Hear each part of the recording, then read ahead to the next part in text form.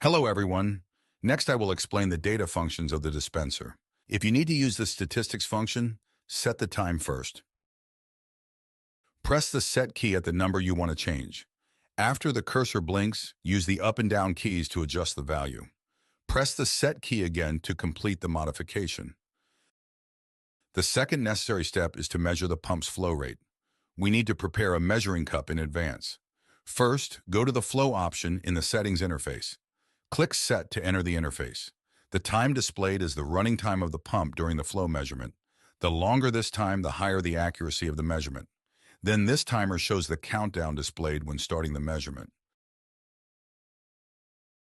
This milliliters per second and second per milliliter on the right are the data automatically calculated after the measurement. Here, P1 indicates which pump you are measuring. P1 is the detergent pump. P2 is the rinse aid pump. Now, let me demonstrate the measurement process. First, set the time, confirm by pressing the set key. Before measuring, place the suction tube into the measuring cup and make sure to expel the air from the tube. Press the set key to start the pump. When the tube is filled with liquid and all the air is expelled, you can end it. Press the set key again to do so. After expelling the air, we can start measuring the pump flow rate. We go to the Start option, press the set key to start measuring. You can see here on the right it is counting down. After the countdown ends, the measurement will stop. Then we enter the measured value into the actual output. For example, my actual output is 301 milliliters. Adjust and confirm by pressing the set key.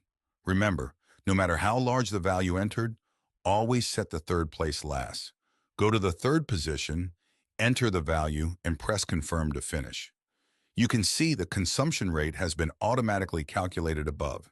After measuring the detergent pump, follow the same steps to measure the rinse aid pump. That completes the full pump flow measurement process. We return to the main interface. The third step after installing the machine is to enter the content in the third data option of the main interface, which are the barrel capacity and the price per barrel. Barrel capacity, as the name suggests, is how many liters per barrel of your chemicals, and the price per barrel is how much you paid per barrel. After entering these two items, the first and second data items will rely on them to calculate the correct costs and other data for you. After setting the clock, flow, and barrel costs, the data functions of our dispenser can be used normally. Then, let me introduce each data interface of the main interface. First, we can switch between three options using the top left key. Let me start with the first option.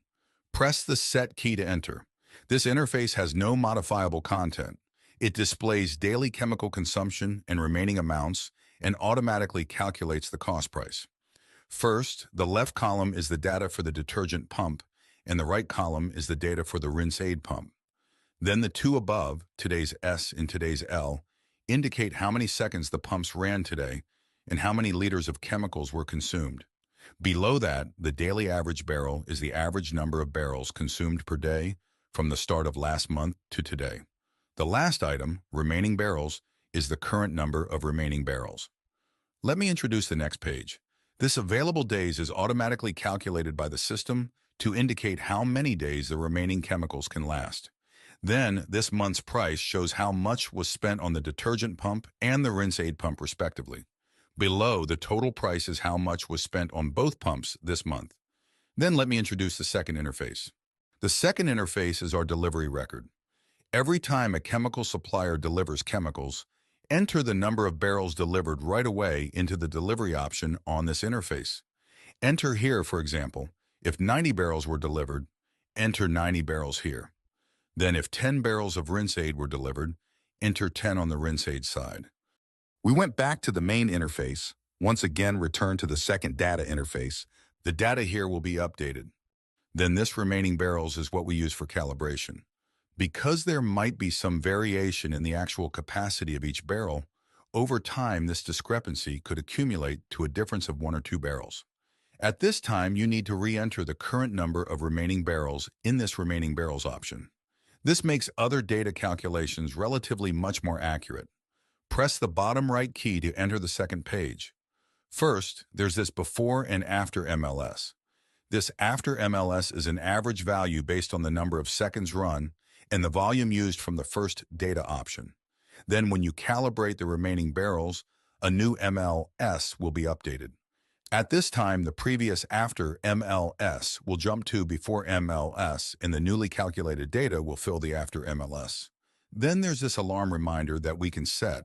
When the remaining chemicals can only last for a certain number of days, an alarm reminder is set. For example, here I set 90 days. When the remaining chemicals are only enough for 90 days of use, he will alarm for a few seconds. And these few seconds are set in this alarm time setting below. All right. That concludes the introduction of the data aspects of the dishwasher dispenser. Splanny.